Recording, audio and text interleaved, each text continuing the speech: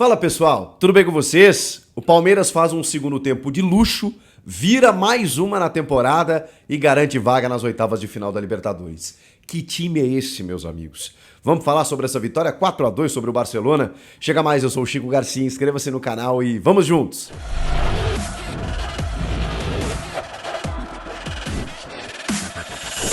Eu ainda me impressiono com o que esse Palmeiras é capaz de fazer. Eu estava conversando até com amigos palmeirenses e alguns diziam o seguinte: talvez trata-se do maior Palmeiras da história.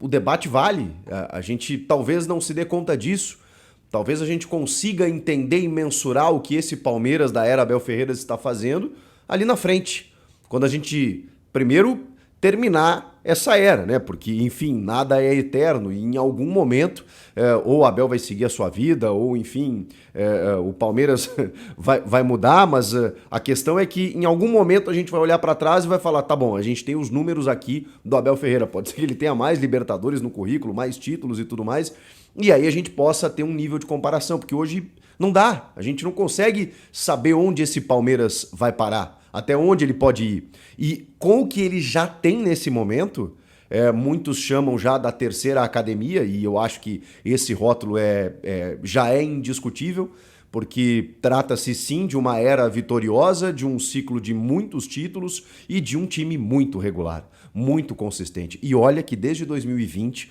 quando começou esse período sob comando do português, o Palmeiras foi obrigado a fazer algumas mudanças, né, a renovar o seu elenco, a perceber alguns jogadores que já estavam dentro de um processo de fim de ciclo, alguns vindos de temporadas vitoriosas também, como no Brasileiro de 2016 ou do Brasileirão de 2018, mas que precisava renovar, inclusive com o ingresso de jovens das categorias de base, algumas contratações pontuais, e aí a gente chega nessa temporada com a contratação do Arthur, por exemplo, que não custou barato, pelo contrário, custou muito dinheiro, mas olha o que ele está fazendo. Para o time, individualmente, coletivamente, sendo artilheiro, e muitos diziam ainda que ele não estava numa boa fase lá no Bragantino e que talvez ele não valesse todo o investimento. Só que aí ele chega, ele já tinha rendido muito no Bragantino. E o Bragantino também estava passando uma certa transição, então por isso o futebol dele tinha caído. Quando ele chega no Palmeiras num time ajustado coletivamente, para muitos é até mais difícil, tá? Porque aí você precisa subir muito a régua do teu futebol quando você vai disputar ali ou jogar ao lado de Rafael Veiga, Zé Rafael, Dudu, Rony. E ele consegue, cara. Ele mantém a régua do time. Ele é titular absoluto. E ele entendeu muito rapidamente o que fazer naquele lado direito do time, além da recomposição, da intensidade que ele tem, um jogador jovem ainda. Então, o Palmeiras fez poucos investimentos nos últimos anos, mas o que fez foi certeiro. E hoje o Flaco Lopes, que, enfim, é um jogador que também foi alvo de um alto investimento, entrou no segundo tempo na vaga do Gabriel Menino e, cara, Palmeiras ganhou mais presença diária e mudou completamente. Vamos começar do começo. O Barcelona surpreendeu, não podemos dizer o contrário. Palmeiras também acho que, sei lá, demorou para se encontrar, tomou 2 gols meio e não se abateu, tá? Isso é impressionante nesse time. Palmeiras é um time que, quando faz gols, ele mantém o ritmo para fazer mais. Quando ele toma gol, ele não se abate e vai em busca da virada. Ele mantém uma regularidade ao longo de todo o jogo e me surpreendeu o primeiro tempo porque sentiu um Palmeiras um pouco abaixo e o adversário aproveitou. O polaco, né, o Fidrzewski, o polonês acabou marcando 2 vezes e em 2 erros individuais do Palmeiras, né? Uma do Zé Rafael e a outra bola do Mike, em que o polonês acabou aproveitando e no primeiro lance ele até pega a bola de pronto, assim, quando ele recebe, nem domina, chuta no cantinho do Everton, e no segundo o Everton faz uma defesa meio que queima-roupa e ele já chega em cima, dando rebote, chega em cima para fazer o gol. 2-0, poderia surpreender qualquer time, não o Palmeiras, que tem capacidade de, no mínimo, teria capacidade no mínimo de buscar o empate, ainda tinha muito tempo de jogo. E eu vou confessar para vocês que estavam assistindo o jogo, pensei o seguinte: o Barcelona não sabe onde está se metendo. Pode ser, ou poderia ser, que o Palmeiras não voltasse para o jogo, mas eu acho muito difícil. Sempre acho muito difícil, porque é um time que foi a 4ª virada no ano que o Palmeiras imprimiu. e dentro de casa é muito forte. A última derrota, vocês sabem, né? Lá no meio do ano passado para o Atlético Paranaense pelo Campeonato Brasileiro, num Campeonato Brasileiro em que o Palmeiras sagrou-se campeão. Então ele tem essa derrota e a do Ceará, que foi na primeira rodada em casa, e depois para o Inter lá, né, fora de casa, já quando era campeão, e depois não perdeu mais, né? É impressionante esse Abel Ferreira. E essa temporada é um time que vai em busca de muito mais coisas, porque aí tem o ingresso do Arthur, mas tem a afirmação do Flaco Lopes, pelo menos como uma alternativa, tem o Endrick, que tem 16 anos, tá? Às vezes a gente, né, fica... Pô, mas o Endrick, né, subiu pro profissional e... 16 anos. E já marcou seu 8º gol como profissional. E ele tá sendo lapidado, ele tá sendo melhor, acho que, digamos assim, administrado, porque quando ele começou o ano, até pela ausência, né, do centroavante, que não tinha chegado, né, o Abel fixou ele de 9, botou o Rony do lado e percebeu que ele perdia muito do Rony e jogava uma pressão excessiva no moleque. Tratou de inverter. E o Endrick agora, como não sei se dá pra dizer reserva, né? Esse time do Abel, com 5 trocas que o treinador tem ao longo do jogo, você precisa de 15 titulares, né, cara? E o Endrick é um deles. Fez um gol mais um gol hoje. Então, a gente tem que entender também esse processo, essa maturação de um moleque que ainda vai fazer muita coisa que já está vendido para o Real Madrid. Então, nem vale a pena a gente ficar debatendo aqui a importância do Endrick. Mas, enfim, é um time muito cascudo. É impressionante.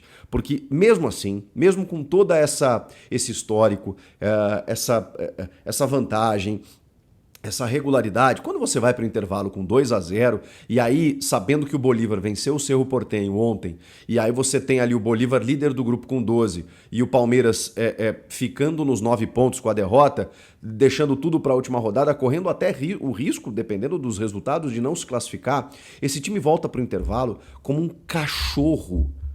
cachorro rosnando, mordendo, desesperado. Desesperado não, né? Porque isso pressupõe até um desequilíbrio, mas obstinado em busca do resultado. Tanto que, com menos de 1 minuto, o Gomes já faz um gol. Eu achei falta, tá? Mas vai fazer o quê, né? Aliás, todos os gols, muita checagem de VAR, muita demora e tudo mais, mas enfim, o Rony teve um gol anulado também no primeiro tempo, e aí no segundo tempo, o lance do Gustavo Gomes interpretado como normal, achei bem parecido com um gol que o Murilo marca no Paulista, contra o Ituano, se eu não me engano, que o Gomes também faz uma carga.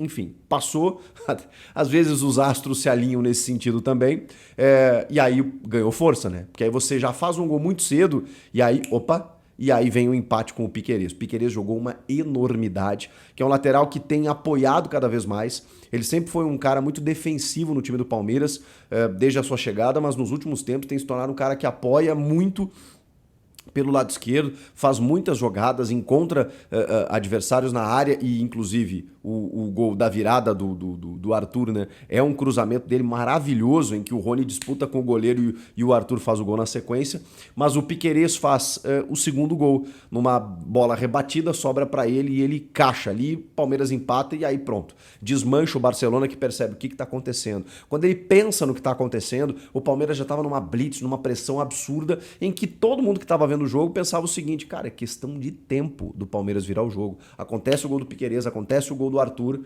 e aí pronto, né? O gol do Endrick apenas, né, acaba selando o caixão ali do Barcelona, e o Palmeiras de novo consegue uma vitória. Até a rede social do Palmeiras postou aí, 30ª vitória nos últimos 35 jogos da fase de grupos da Libertadores. É impressionante, né? Time que ganhou 2 Libertadores nos últimos tempos e vai em busca de mais uma, porque tem todas as condições para isso. Já está garantido no mata-mata, com uma rodada de antecedência, e agora na última rodada vai enfrentar o Bolívar. Os dois têm 12 pontos, o Bolívar tem uma diferença no saldo e tudo mais. Os dois já se enfrentaram lá na primeira rodada, o Palmeiras perdeu fora de casa para o Bolívar, o Flaco Lopes fez um gol de fora da área maravilhoso, mas aí na altitude o Bolívar virou e o Palmeiras estava de reservas porque foi entre as finais do Paulista. Depois da derrota para o Água Santa por 2-1, o Abel preferiu, né, dar uma preservada, era altitude e tudo mais, vou priorizar o domingo, quando o Palmeiras enfia 4 no Água Santa, sagra-se campeão paulista, e aquela derrota Poderia, né? Poderia prejudicar ao longo da campanha, mas, enfim, o Palmeiras fez os resultados que precisava. E aí chega nessa última rodada, em casa contra o Bolívar, só tendo que vencer para garantir o primeiro lugar do grupo. A gente sabe como isso é importante. Mas me espanta, ainda me espanta a capacidade técnica e mental que tem esse time do Palmeiras. Que não se abate diante das adversidades, que é muito regular, muito consistente e que tem algumas individualidades que, enfim, chamam muita atenção. Vão fazendo cada vez mais história. O Rafael Veiga, o Dudu, cara. O Dudu fez um partidaço. Saiu ovacionado de novo. Joga muito pro time. O Rony, cara, incansável. E aí, essa troca que o Abel faz no segundo tempo, tirando o Gabriel Menino, botando o Flaco Lopes, o que ele faz? Ele empurra o Barcelona, bota mais presença de área e empurra o Barcelona pro seu campo com esses dois pontas, né? O Dudu e o Arthur, mas com a subida do Piquerez. E o Veiga jogando até um pouco mais atrás, mas, cara, ditando o ritmo do jogo. É impressionante. Impressionante como esse Palmeiras é favorito, é regular, é consistente. Há quem consiga parar esse time. Alguém aposta em algum time? Façam suas apostas. Eu não sei quem pode parar esse Palmeiras. Comenta aqui, inscreva-se no canal e eu volto na próxima. Tchau!